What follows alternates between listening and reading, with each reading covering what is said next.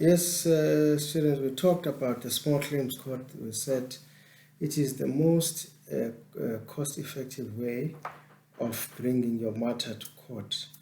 And in this case, as an attorney or an advocate, you won't be required to go to court in the case of the small claims court. But like I said, you can also advise your client to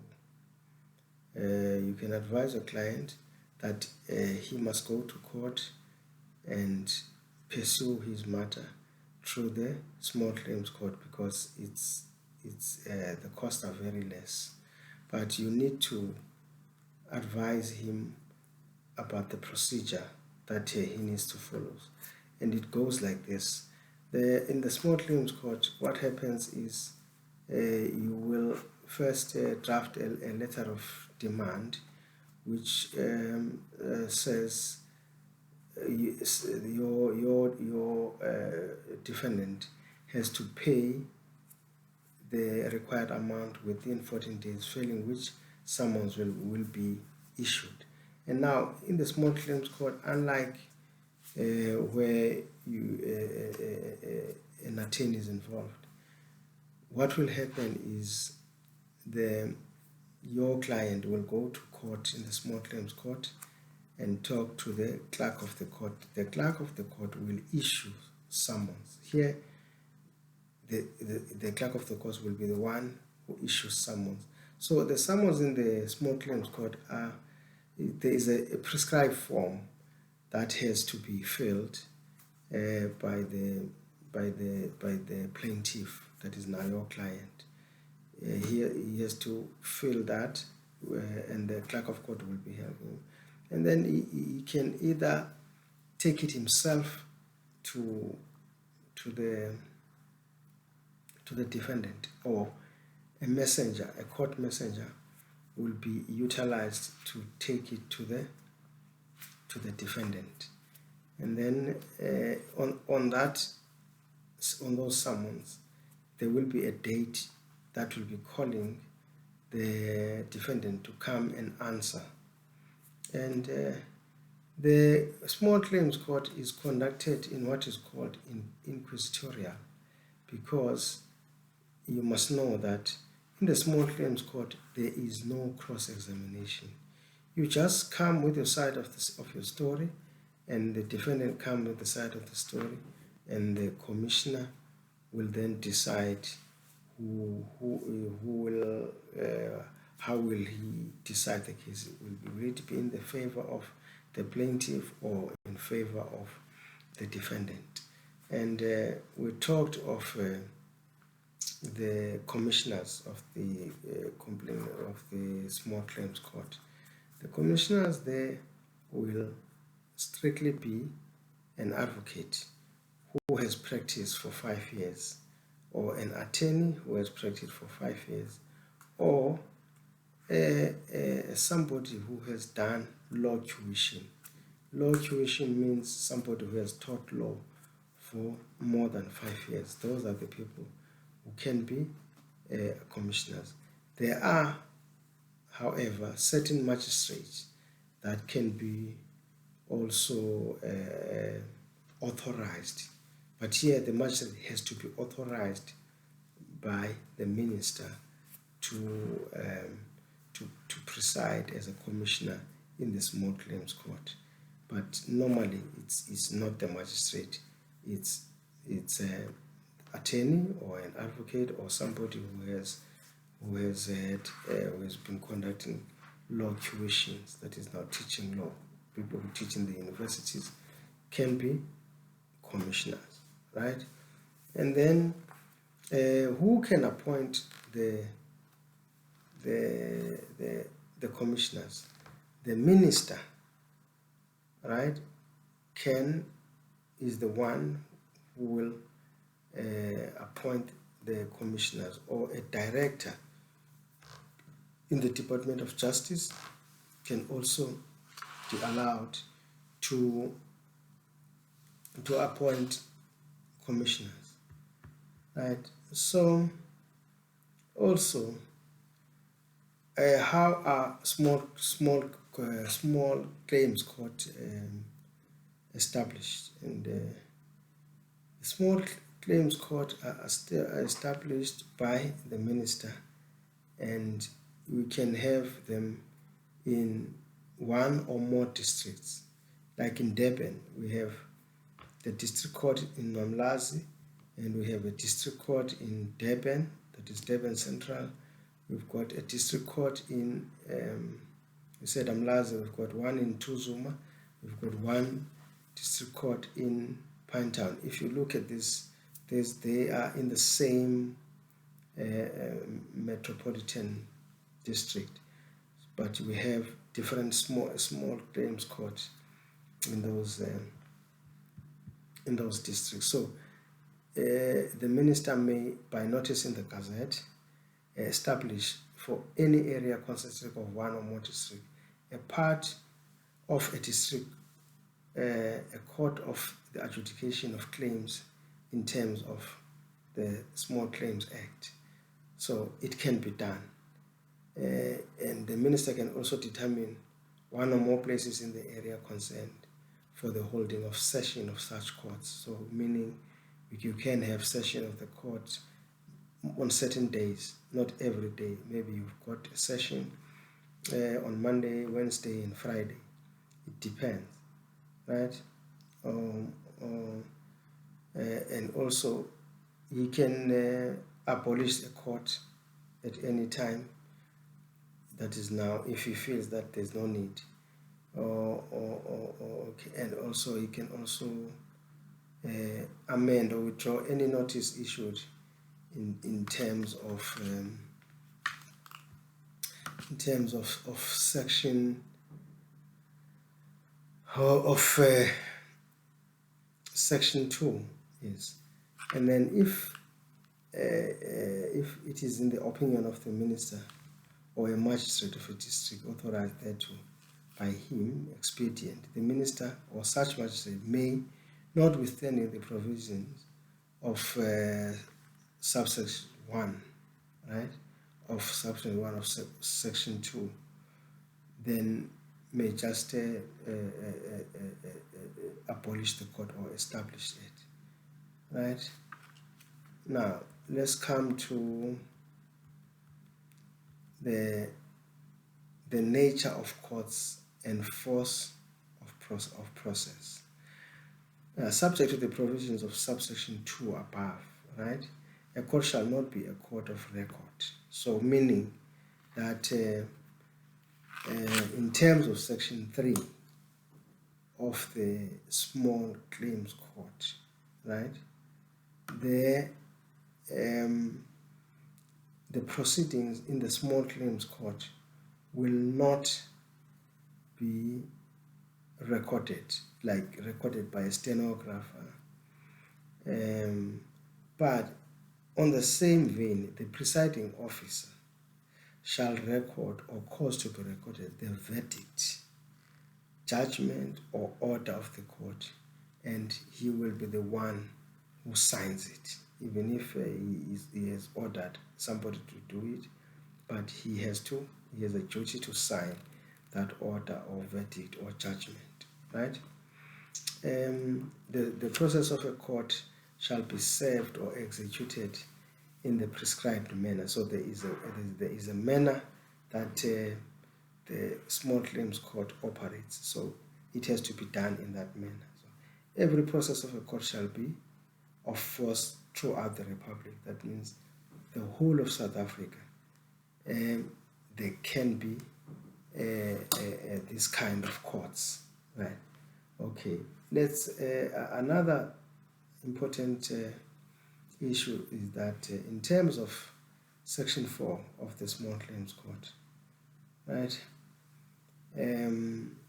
the proceedings in the Small Claims Court will be conducted in an open court. That is very important.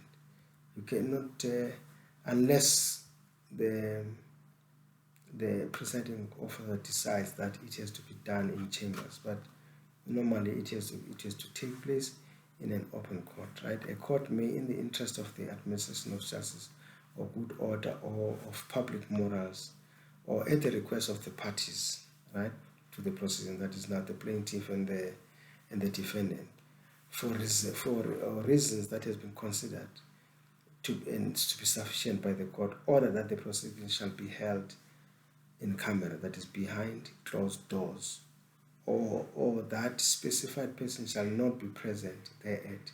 Then you might say, hey, I don't want so and so to be present when this matter is being dealt with.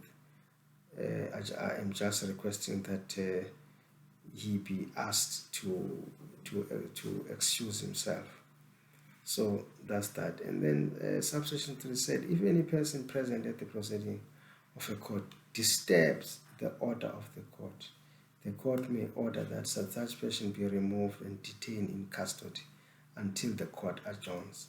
So if you come to court and you cause disturbance by that beep sound that your phones normally do in class, if you do that in court, the court has a right to tell the court orderly to take you to the cells and detain you until 4 o'clock when the court adjourns.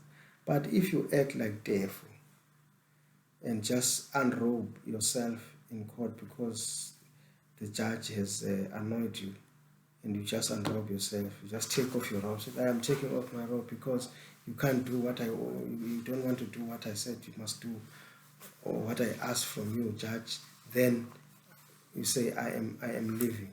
So that also can cause serious trouble for you, to such an extent that you may be detained for 4 days, maximum 4 days, and released after that, because you have done what is called contempt of court. You can't do contempt of court. You've got to be very careful, ladies and gentlemen. I know some of you have what you call tantrums. Some of you are short-tempered. You cannot be short-tempered in court. You've got to act like professional, because professionals act normal even if they are angry. Okay, now let's come to section 5 of the Small Claims Code. The language that is used in the Small Claims Code, according to this act, because this act, you must know, it's a 1984, yes, although it started working in 1985, if I'm not mistaken. But the Small Claims Code was promulgated in because this is Act 61 of 1984, but commencement of this act was on the 24th of August 1985. So it's the act that was promulgated in 1984, but came to effect in 1985 on the 24th of August. So even though it says it's only 2 languages, but we know South Africa has 11 languages, including the sign language. So, but because this was the time, in 1984, it was before the new dispensation of constitutional democracy. So it's the 2 language, but that must be allowed to mean all the other languages can be used, but normally we use English in our courts. Although if you go to Freystad, to Northern Cape, in places like Springbok, you will find that courts are conducted in Afrikaans, because everybody speaks Afrikaans there. So it makes it easy for them. There's not even a need for an interpreter, because the judge is Afrikaans speaking, the prosecutor Afrikaans, the accused is Afrikaans, because the language that's spoken there is purely Afrikaans. Okay, if evidence is given in a language with which one of the parties in the opinion of the court, not sufficiently conversant with, a competent interpreter may be called by the court to interpret the evidence into a language with which that party appears to be sufficiently comfortable, irrespective of whether the language in which the evidence is given is one of the official languages, right? So let's talk about the inspection of documents. That is now Section 6 of the Small Claims Court. Each party will be allowed to inspect documents for the purposes of preparing his or her defense, right? Okay, now let's talk about the parties that may appear in the Small Claims Court. So in the Small Claims, it is very important to note that only natural persons may institute action in a court, that is now in the Small Claims Court, and subject to the provisions of Section 14, subsection 2, right? A juristic person may become a party to an action in a court only if that juristic person is a defendant. That's the only manner in which a company can be a party to a matter in a Small Claims Court. So a company is not allowed by law to bring a matter to the Small Claims Court. So if somebody comes, so the company says, hey, my company is doing bad, I need to do a Small Claims Court because somebody owes my company money, you cannot advise that person to pursue the matter in the Small Claims because it is not allowed, right? A party to an action shall appear in person before the court. You've got to go there yourself. You cannot be represented by anybody. You've got to appear there yourself. That is why companies cannot go there. They can only be represented by somebody in the capacity of being what? Of being a representative of that company, right? Subject to the provisions of subsection 4, shall not be represented by any person during the proceeding. That is none. You cannot be represented by a lawyer. Even the person who represented a company cannot be a lawyer. It will be just maybe a manager or one of the workers, right? A juristic person shall be represented in a court by its duly nominated director or any other officer in that establishment, right? Now let's talk about the presiding officers again. Let's go back to the presiding officers. The presiding officers of this court shall be called commissioners, right, for Small Claims Court, and shall be appointed under Section 9. So now let's deal with like I've said, the appointment of the commissioners in the Small Claims Court. Like I've said, they are only appointed by the minister, or they can also be appointed by an officer of the Department of Justice with the rank of the director or an equivalent or higher rank delegated thereto in writing by the minister. Then they may appoint one or more commissioners for any court. Right? And then an officer in the employ of the state shall not be appointed as a commissioner, even if that officer is a director. If you are a director in a government department, Minister of Justice, you cannot be a commissioner, but you are allowed to appoint commissioners. And also a magistrate who has been authorized, right, who established a court in terms of Section 2, may, subject to the provision of this section, appoint a commissioner for such court. That is now a magistrate also who has been authorized can or let's say chief magistrate, because you must remember when these commissioners are sworn in, the most senior magistrate will do the formalities, that is the swearing in of the commissioners, right?